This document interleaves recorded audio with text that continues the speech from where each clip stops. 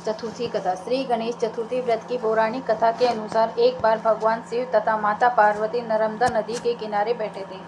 वहां माता पार्वती ने भगवान शिव से समय व्यतीत करने के लिए चौपट खेलने को कहा।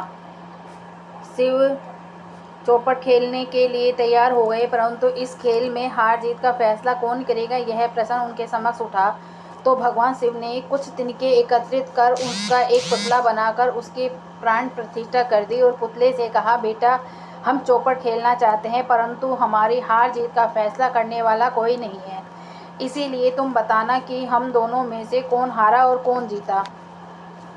उसके बाद भगवान शिव और माता पार्वती का चौपट खेल शुरू हो गया। यह खेल 3 बार खेला गया और संयोग से तीनों बार माता पार्वती ही जीत गई। खेल समाप्त होने के बाद बालक ने हार जीत का फैसला करने के लिए कहा गया, तो उस बालक ने महादेव को विजयी बताया। यह सुनकर माता पार्वती क्रोधित हो गई और क्रोध में उन्होंने बालक को लंगड़ा होने, कीचड़ में पड़े रहने का श्राप दे दिया। बालक ने माता पार्वती से माफ़ी मांगी और कहा कि यह मुझसे अज्ञानतावश ऐसा हुआ है, मैंने किसी देश भाव से ऐसा नहीं किया। बालक द्वारा क्षमा मांगने पर माता ने कहा, यहाँ गणेश पूजन के लिए नाग कन्याएं आएंगी, उनके कहे अनुसार तुम गणेश व्रत करो, ऐसा करने से तुम मुझे प्राप्त करोगे। यह कहकर माता पार्वती शिव के साथ कैलाश पर्वत चली गई।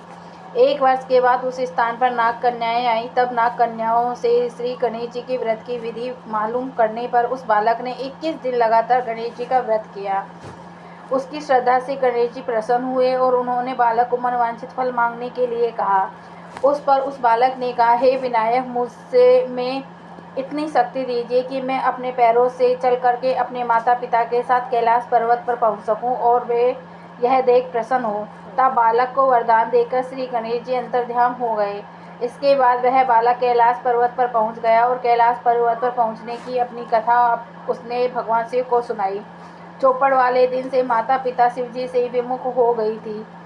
अतः देवी के रुष्ट होने पर भगवान शिव ने भी बालक के बताए अनुसार 21 दिन तक श्री गणेश जी का व्रत किया। इस व्रत के प्रभाव से माता पार्वती के मन में भगवान शिव के लिए जो नाराजगी थी वह समाप्त हो गई। तब यह व्रत विधि भगवान शंकर ने माता पार्वती को बताया। यह सुनकर माता पार्वती के मन में भी अपने पुत्र कार्तिकेय से मिलने की इच्छा जागृत हुई। तब माता पार्वती ने भी 21 दिन तक श्री गणेश का व्रत किया और दुर्वा तथा दुर्वा फूल और लड्डू से गणेश जी का पूजन अर्चन किया।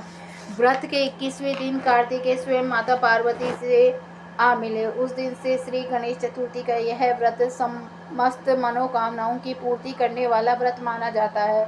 इस व्रत को करने से मनुष्य के सारे कष्ट दूर होकर के मनुष्य को समस्त सुख सुविधाएं प्राप्त होती हैं।